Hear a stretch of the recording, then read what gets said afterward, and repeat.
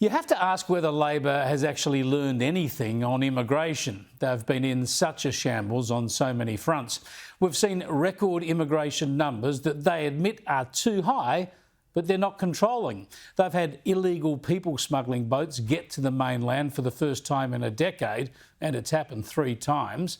They've seen hundreds of convicted criminals, non-citizens, freed from immigration detention without proper supervision, and they've seen dozens re-offend, allegedly. They've issued thousands of visas to people fleeing Gaza without proper security checks, and some visas have already had to be revoked. For most of this year, all of this led to huge embarrassment for the government and the hapless Immigration Minister, Andrew Giles. What we have here are decisions of an independent tribunal to overturn the cancellation. It was a decision of the AAT, an independent tribunal, to overturn the cancellation of the visa. These were decisions made by an independent tribunal. Yeah, he was a dead man walking for a long time and was eventually dumped in July, along with the Home Affairs Minister Claire O'Neill, with the more senior Tony Burke taking over both roles. But he doesn't seem to be doing much better, does he? Already it's clear Labor's efforts to cut immigration are failing, with experts predicting they'll overshoot their target by 100,000 people this year.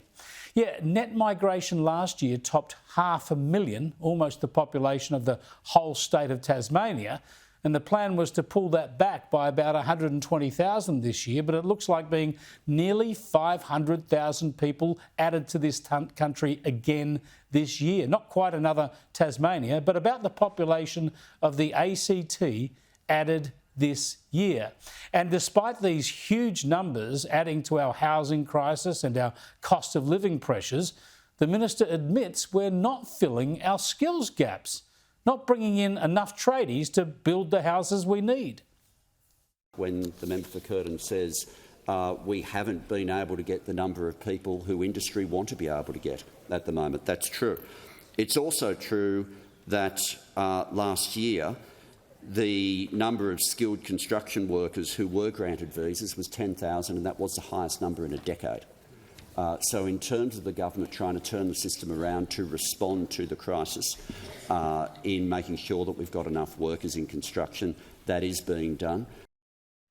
Yeah, they're trying, but not doing what they say they'll do. And on top of this, there are more security concerns this week about just who Burke is letting into the country. Today, the Daily Telegraph reported that one of the people from Gaza granted a tourist visa into Australia is Fayez El Hassani, who ran an art gallery in Gaza and in 2019 hosted a meeting of Palestinian faction leaders, including from Hamas and Islamic Jihad. El Hassani said at that meeting that Palestinian resistance should confront the occupation by all possible means to restore rights and liberate the land. It also shared social media posts about rockets fired from Gaza into Israel, saying, "O people of Gaza, glorify God. What blessed jihad your jihad is. The Palestinian resistance continues to respond and repel the brutal aggression."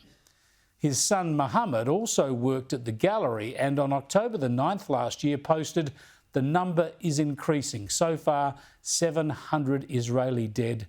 Praise be to God." The opposition raised the case in Parliament today. My question is to the Prime Minister. The Albanese government granted a visa to Fayez El Hassani, an individually openly linked to terrorist organisations Hamas and Palestinian Islamic Jihad.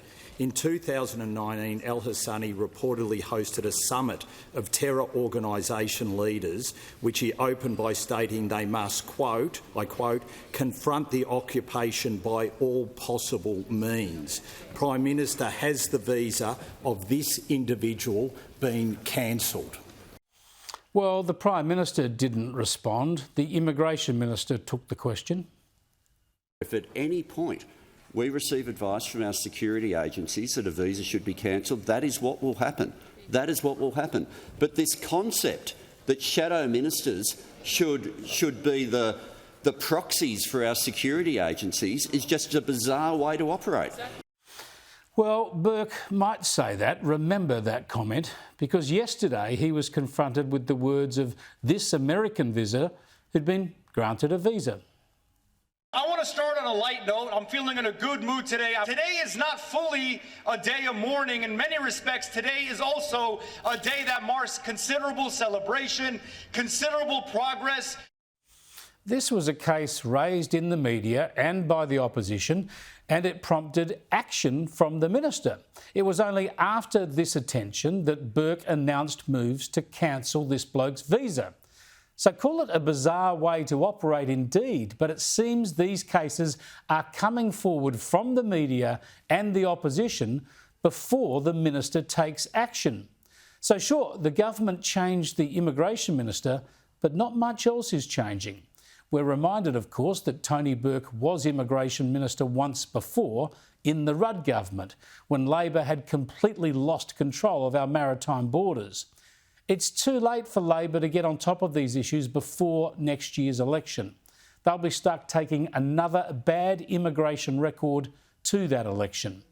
And no doubt they'll be promising to do a better job if they get another chance.